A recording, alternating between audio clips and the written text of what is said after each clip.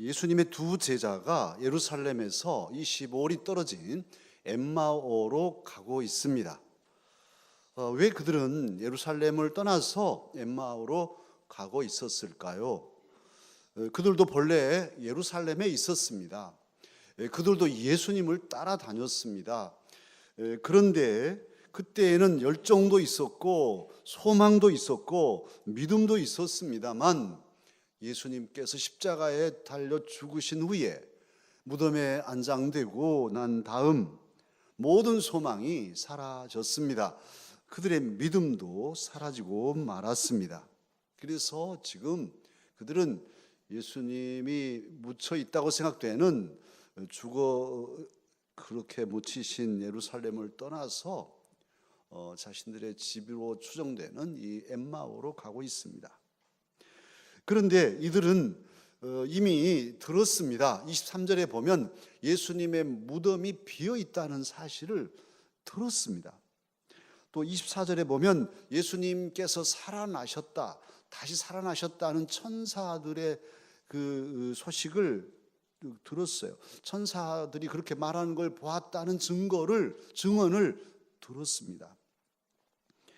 그들은 예수님 부활 사건에 대한 이야기거리를 많이 가지고 엠마오로 가고 있습니다. 예수님에 대해서 여러 가지 얘기를 나누면서 가고 있습니다만 오늘 15절에 본 대로 그러한 이야기들은 다 의문점이었어요. 왜 이랬을까 저랬을까 의문을 가지고 가고 있습니다. 사랑하는 강서 가족 여러분, 예수님을 믿는 믿음이란 무엇일까요? 특히 부활의 주님을 믿는다는 믿음은 무엇일까요? 그것은 믿음은 이야기가 아닙니다. 전설 따라 삼천리를 믿는 게 아니에요. 예수님에 대해서 관심이 많은 것, 그래요, 좋지만 그것이 믿음은 아닙니다. 예수님에 관해서 성경에 대해서 지식도 많고 많은 정보를 가지고 있다고 해서 그가 믿음이 좋으냐? 그렇지 않아요. 그것들은 정보나 지식, 관심은 예수님을 믿는 믿음을 갖게 하는 어떤 접촉점은 될 수 있지만 그 자체가 믿음은 될 수 없습니다. 그리고 이 제자들 예수님에 대한 믿음이 없으니 부활의 신앙을 가지지 못하니 이제 엠마오로 가고 있습니다. 예루살렘을 등지고 사명을 잊어버리고 사명을 버리고 그들은 자기의 삶을 향해 가고 있습니다. 예루살렘은 사명의 자리이지요. 역대로 많은 선지자들이 예루살렘에서 죽었습니다. 예수님께서도 십자가를 지시고 예루살렘에서 죽으셨어요. 그리고 예루살렘에서 부활하셨고 예루살렘에서 승천하십니다. 그건 사명의 자리예요. 참으로 전 삶을 기울여 쏟아내야 할 사명의 자리인데 예수님의 제자들 역시도 자신들의 십자가를 지고 거기서 죽어야 되고 거기서 다시 살아야 될 사명의 자리인데 그 예수님 사명을 완수하신 예루살렘을 등지고 자기들 삶을 찾아가는 것이니까요. 그 고난의 자리, 영광의 자리, 사명의 자리를 떠나서 엠마오로 가고 있는 이 제자들은 믿음 없이 사명도 저버린 그런 제자들이라 할 것입니다. 우리들 모습은 어떻습니까? 오늘 저와 여러분의 모습 혹시라도 예루살렘에서 엠마오로 가고 있는 모습은 없는지요? 사명의 자리를 피하고 사명의 짐을 피해서 자기의 삶으로 발걸음을 옮기고 있다면 우리도 엠마오로 가고 있는 제자일 것입니다. 그런데 참으로 놀랍게도 오늘 예수님께서는 이런 제자들, 엠마오로 가는 제자들을 찾아오십니다. 이 제자들이 예수님을 찾아간 게 아니라 예수님께서 이 제자들을 찾아오셨어요. 뜻밖입니다. 저도 말씀을 준비하면서 깨달은 바인데요, 놀라웠어요. 왜냐하면 예수님은 12제자에게 3년 동안 당신의 전 삶을 기울여서 그들을 가르치셨습니다. 그 중에 한 제자 가룟유다는 배신하고 자살하고 말았죠. 그렇다면 나머지 11제자에게 찾아가셔야 되잖아요. 제일 먼저 거기 가셔야 되잖아요. 그런데 제일 먼저는 막달라 마리아에게 보이셨고, 이제는 또 이렇게 엠마오로 가고 있는 이 두 제자에게 찾아오셨어요. 이 두 제자는 11제자 중에 한 사람들이 아닙니다. 이들 중에 한 사람 이름 글로바라는 이름이 오늘 나오지요. 12제자의 속에 없어요. 글로바가 아니에요. 그리고 또 다른 제자는 아예 이름조차 없어요.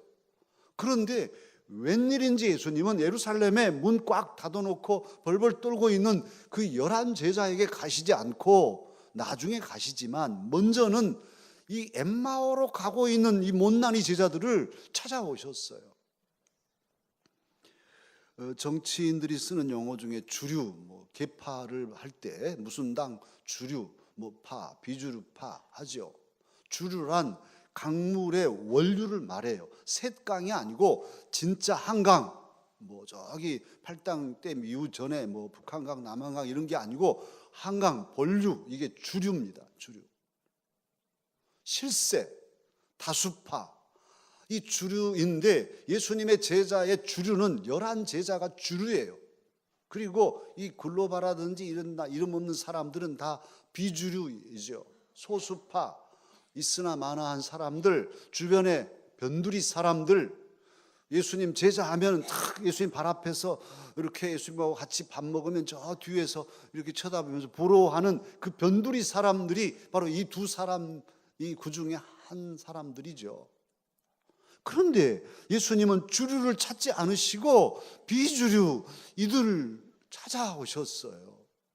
놀랍습니다. 믿음 없는 이들을, 믿음도 부족하고 충성심도 부족한 이들을, 예수님 말씀도 많이 배우지 못하고 모르고 예수님 더 가까이 섬기지 못한 이들입니다만, 그래서 언제라도 예루살렘을 떠날 수 있고 떠나도 누구 붙잡지도 않고 왜 떠나냐 물어본 사람도 없는 이런 제자들을 주님은 찾아오셨습니다. 이 마음이 예수님의 본심이에요. 오늘 또 예수님은 사실은 주류의 마음을 두시지 않고 비주류, 주류는 우리에 있는 양들은 잃어버릴 이유가 없으니까 이런 양을 찾으시는데 마음이 있어요. 비주류를 찾으세요. 믿음 없는 사람, 나는 자격도 없어요, 이런 사람을 더 주님은 사랑하시고 찾으시는 분이셔요. 왜 그럴까요? 실로 예수님은 믿음 없는 우리 곁에, 믿지 못하는 내 곁에 찾아와서 함께 하시는데요. 왜 그렇습니까? 바로 믿음 없는 우리에게 믿음을 주시려고, 부활신앙을 갖게 하시려고, 부활신앙이 없이 흔들리는 이들 곁에 더 가까이 찾아오셔요. 자격 없다고 하는 그들 곁에 찾아오셔서 믿음을 주시고 사명을 주시고 자격을 갖추게 하시는 분이 예수 그리스도이십니다. 오늘 엠마오의 제자, 사실 이 본문은 이미 택해진 본문이었는데요, 교회력에 따라가고 있잖아요. 그런데 오늘 이 중직 선거를 앞둔 우리 강사족들에게 주시는 메시지예요. 저는 너무 감사해요. 주님은 이런 갖춰지고 다 된 사람만 찾는 게 아니시구나. 못나 보이고 저 사람이 중직 자격이 있나? 그런데 주님은 그 곁에 가시거든. 그리고 세우신단 말이에요. 사명을 주시고. 결국 이들을 찾아가셔서 그들에게 믿음을 주시고 사명을 주셔서 다시금 예루살렘으로 가서 부활의 예수님을 만났다고 증거하는 사명을, 그 놀라운 사명을 감당케 하시는 이가 저와 여러분이 믿고 의지하는 예수님이십니다. 그러면 예수님은 이 엠마오로 가는 제자들을 만나셔서 어떻게 이들에게 믿음을 주셨을까요? 어떻게 이들이 믿음을 가지게 하셨습니까? 오늘 본문 27절에 보면 예수님은 이들을 만나서 가시면서 모세와 모든 선지자의 글을 풀어서 모든 성경의 말씀 중에서 예수님 당신에 관한 메시아에 관한 말씀들을 풀어서 설교해 주셨어요. 사실 모든 성경 신구약 66권의 핵심은 예수 그리스도이시죠. 그리고 하나님의 나라라는 것, 성경 익스프레스를 시작하면서 말씀을 드렸어요. 그 관점으로 성경은 꿰뚫고 봐야 한다고 말씀드렸습니다만 예수님 그렇게 풀어주시잖아요. 사랑하는 강사 여러분, 믿음이 무엇입니까? 믿음은 어떻게 생깁니까? 그것은 하나님의 말씀을 듣고 또 그럴 때 우리 마음에서 믿음이 생기는 것입니다. 하나님 말씀을 듣고 믿을 때 우리는 부활의 예수님을 볼 수 있고 만날 수 있습니다. 많은 정보가 아닙니다. 많은 지식이 아닙니다. 하나님의 말씀입니다. 우리에게 믿음을 주는 것은 하나님의 말씀이에요. 하나님의 말씀도 많은 하나님의 말씀이 아니라 할지라도 단 한 구절이라도 하나님의 말씀을 하나님의 말씀으로 듣고 믿을 때 우리는 부활의 주님을 경험할 수 있고 우리의 신앙이 주님과의 만남을 이룰 수 있습니다. 오늘 32절에 보면 이 제자들 고백하지 않습니까? 우리가 하나님의 말씀을 들을 때 예수님께서 우리에게 하나님의 말씀을 풀어 설교해 주실 때 우리 속에서 마음이 뜨겁지 아니하더냐. 뜨겁지 자 앞에 뒷가로 2번 해서 각주 난회주를 보면 불타지라고 돼 있어요. 이 원어적인 의미가 뜨겁다는 건 불탔다는, 막 불이 타올랐다는 거예요. 하나님의 말씀을 들을 때, 설교가 얼마나 중요한가를 알 수 있죠. 설교를 들을 때 마음이 뜨거워지는, 마음에서 불이 타는 이런 역사는 말씀을 통해 주님을 경험하고 믿음이 생기는 역사예요. 믿음은 들음에서 나온다는 말씀도 그래서 있는 거예요. 하나님의 말씀을 들을 때 하나님의 말씀이 실망하고 절망한 내 가슴에 소망의 불꽃을 피어오르게 하십니다. 하나님의 말씀을 들을 때 슬픈 내 마음에 기쁨이 샘솟고 또 불타오르게 하여 주십니다. 내 마음의 사명의 불꽃이 꺼져 버렸을 때라도 말씀을 들으면 다시금 사명의 불꽃이 타오르게 됩니다. 말씀이 우리에게 믿음을 주기 때문이죠. 뿐만 아니라 오늘 30절로 31절 보면 예수님 더 가시는 것처럼 하니까 여기 요합시다 하고 잡아서 모셔서 함께 저녁을 먹죠.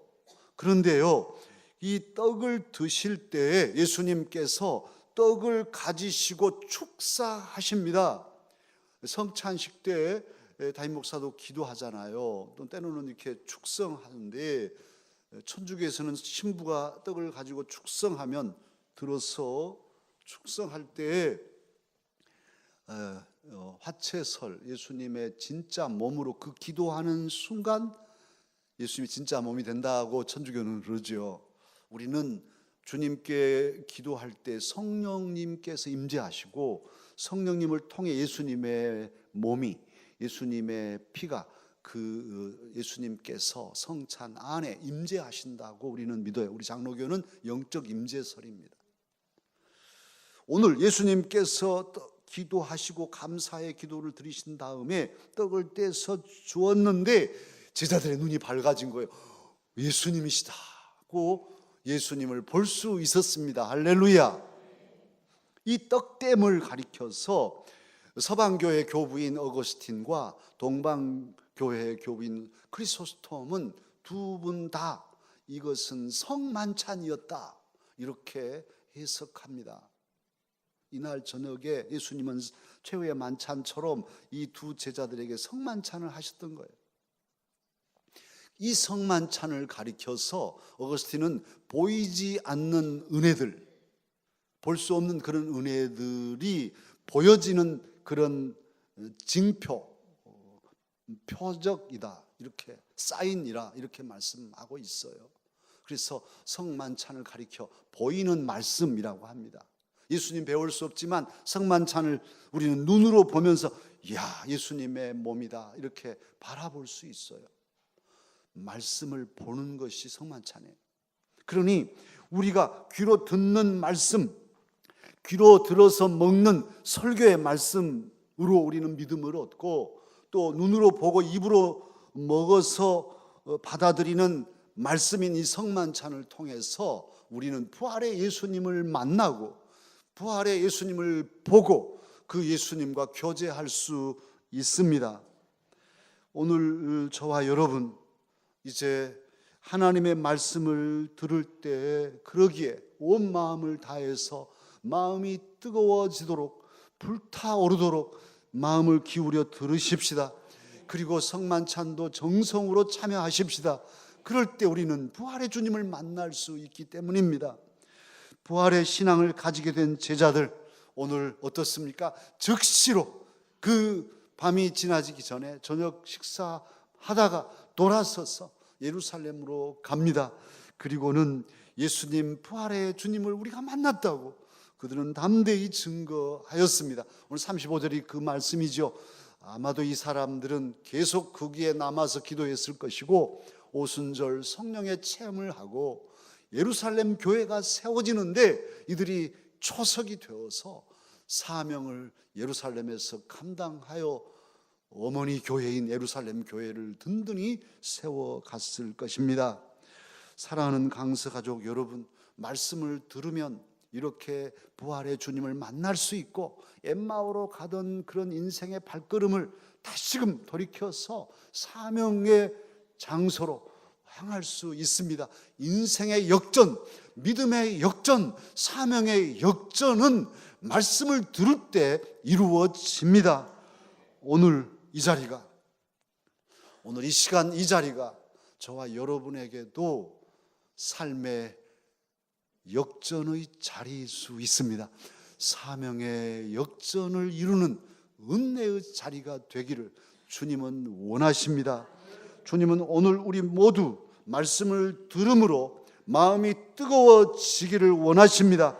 말씀을 들음으로 우리의 영의 눈이 열리고 사명에 집중하는 그런 하나님의 사람들이 되기를 주님은 원하고 원하십니다.